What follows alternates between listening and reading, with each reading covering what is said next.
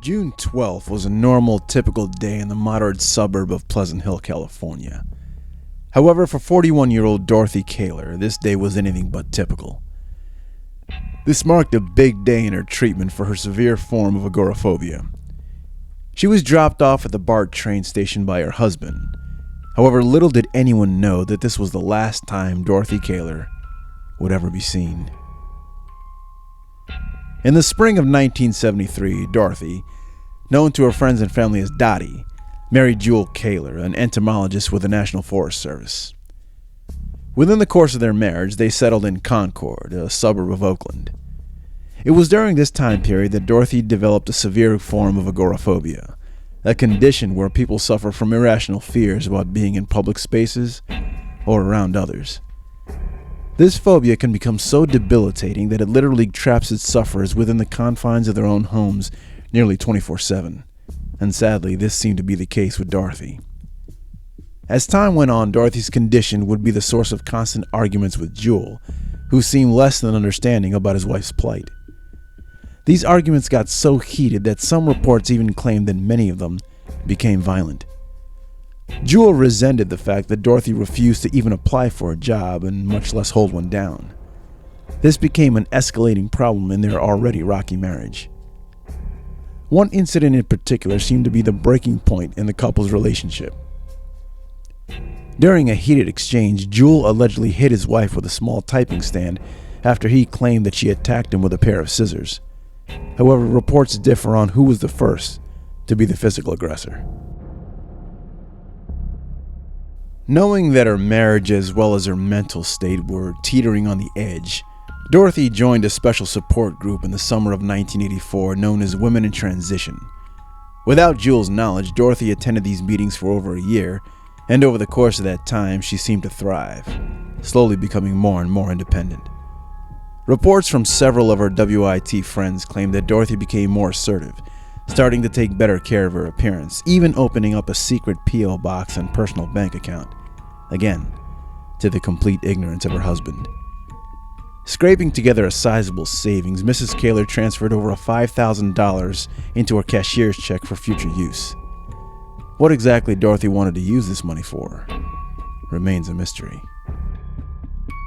Approximately 1 month before she disappeared, Myuu informed his wife that his job would be transferring him to Salt Lake City, Utah, and that he would need to move.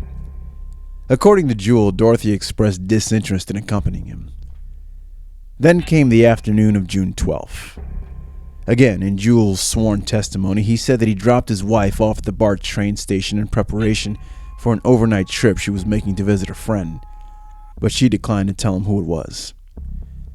All that she carried was an overnight bag and a purse.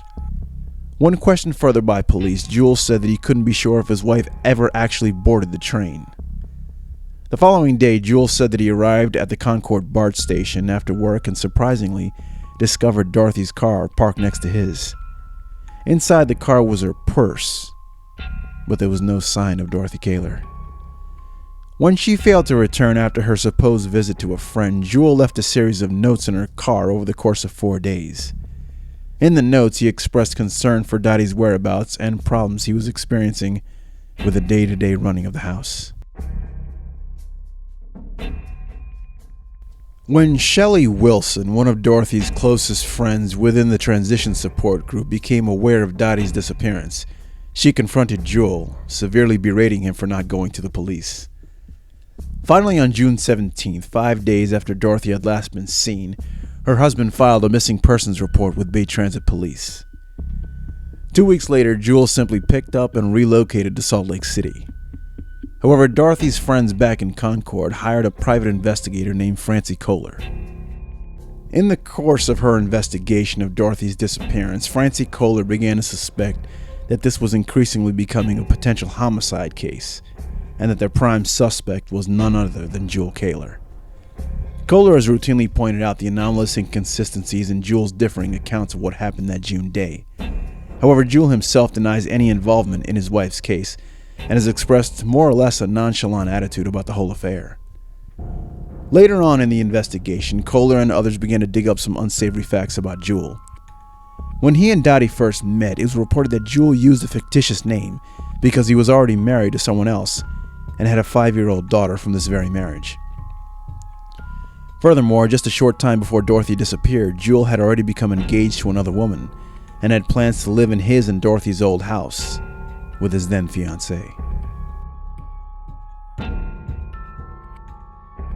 In the spring of 2005, a full 20 years after Dorothy Kaylor had vanished, Utah police, in conjunction with Concord authorities, executed a warrant to search Jewel's former home in California, as well as the current residence in Utah. However, nothing of significance was found. Did Dorothy Kaylor somehow engineer her own disappearance in order to escape an unhappy marriage, or was she the victim of something more sinister? Almost 40 years later, and we're still left groping in the dark.